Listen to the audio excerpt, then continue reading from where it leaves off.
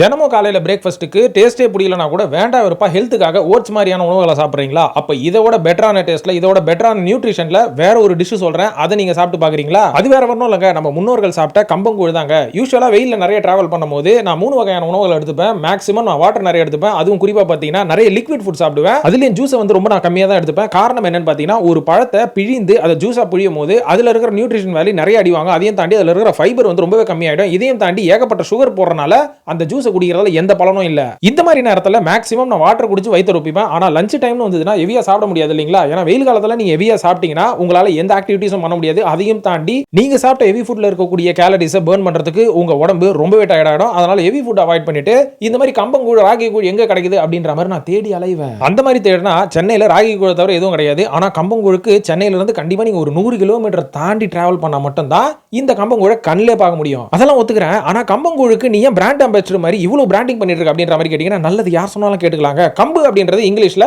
Pearl millet அப்படின்ற மாதிரி சொல்லுவாங்க. கிட்டத்தட்ட 15 வருஷத்துக்கு முன்னாடி நம்ம தமிழ்நாட்டில் இருக்கும் அத்தனை வீட்டிலும் கம்பு அப்படின்றது ஒரு நார்மலான ஃபுட்டா இருந்தது. அது ஒரு ஃபாஸ்ட் ஃபுட் வந்து எப்போ பாப்புலர் ஆச்சோ, கம்பு போன்ற ஆரோக்கியமான உணவுகளை நம்ம தவிர்க்க ஆரம்பிச்சிட்டோம். இருந்தாலும் இதுல இருக்கக்கூடிய நன்மைகள் சொல்றேன். இந்த கம்பு நீங்க ரெகுலரா சாப்பிட்டு வந்தீங்கன்னா உங்களோட ஹார்ட் ஹெல்த் ரொம்பவே இம்ப்ரூவ் ஆகும்னு சொல்றாங்க. அது மட்டும் இல்லாம உடம்பில் இருக்கக்கூடிய கெட்ட கொழுப்புகள் நாளடைவில் கம்மியாகுமா. இது மட்டும் இல்லாம நீங்க டயட்ல இருக்கீங்க, வெயிட் லாஸ் பண்ணணும் அப்படின்னு நினைச்சா கம்பை விட ஒரு பெஸ்ட் ஃபுட் எதுவுமே கிடையாதுன்றாங்க. அது மட்டும் இல்லாம இந்த குடல் புற்றுநோயை முற்றிலுமா அகற்றிடும் அப்படின்ற மாதிரி சொல்றாங்க. அதாவது வருமுன் காப்பும் அப்படின்ற மாதிரி வரதுக்கு முன்னாடி தடுத்துரும் அப்படின்றாங்க. சக்கரை நோய்க்கு ரொம்ப நல்ல ஃபுட் தான். இவ்வளவு நியூட்ரிஷன் இருக்கிற ஃபுட்டை ஏன் அவாய்ட் பண்ணோம்? ஒரு வாட்டி குடிச்சு தான் பாருங்களேன்.